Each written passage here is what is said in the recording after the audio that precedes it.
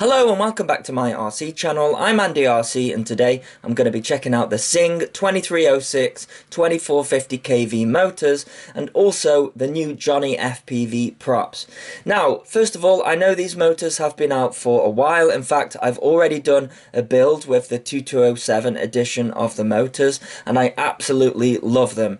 The thing is though, I had, let's say, a little accident with this model.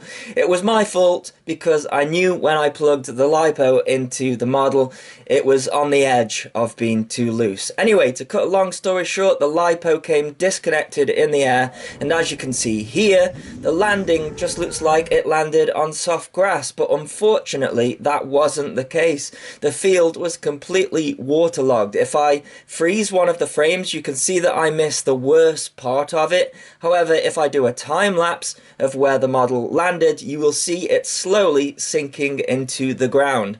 Now, my buddies Pete and Jason were spotting me and they ran straight towards it, but the result was this. I wish I had taken more pictures of it because there wasn't a patch on the Copter that didn't have mud on it, and this picture doesn't even do it justice how bad it was.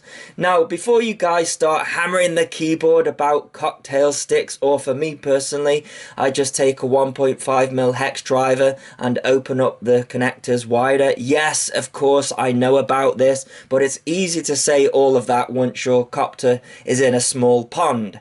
Anyways, the model needed to be completely rebuilt, which I think is its third rebuild it's had in its life. So for viewers new to the channel, this is the Impulse RC Alien frame running a Mr. Steel PDB along with KISS 32 ESCs, the KISS V2 flight controller, a Tramp VTX. We have Crossfire for the control and a Runcam Sparrow Mini for the FPV camera. Now, funnily enough, the Lipo disconnecting is actually what probably saved the model, because if it had crashed in the same place and the Lipo was still connected, then everything would have shorted out and the model would have been destroyed.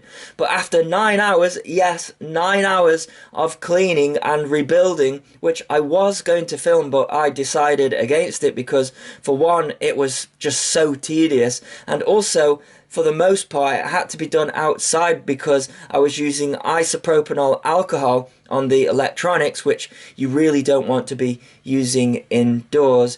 Anyways, after 9 hours, I got to the motors, which are the Rotor Riot Blaster motors, and I just didn't have it in me to spend any more time cleaning them up. So I thought it would be a good opportunity to try out the Xing 23 stator motors because they are the prettiest motors out there in my opinion. The purple matches the purple camera as well as the purple anodized screws, and they also aren't caked in mud. The Lipo that I used in the flight that I'm going to show you is the GMB 1500 4S. My friend NJ Tech is also a 3D printing wizard, which saved me a lot of time cleaning that up, and my print was crap anyways. I've also installed a higher angle session mount. This one is 30 degrees and I think the last one was 20, and I was still slightly getting props in shot. And I thought I'd try out the new Johnny FPV Azure props, and he calls them the smoothest props on the market, and that's good enough for me. The problem is though, I've spent so much time on this thing and there is nothing cheap on this model. I just want to put it in a glass case and look at it. So I'm going to leave you with some very conservative flight footage with no music so that you can hear all of the noises that the motors make, because I think that's important. And I know a lot of you guys are already running these motors anyway, so I'd love to hear your opinion in the comments, what you think about them. And if you're using the Johnny FPV props, what do you think about those as well? For me, everything flies super smooth, so I'm really happy because I struggle to fly super smooth. So I'll leave you with the flight. Cheers. Xing 32, B sharp detected.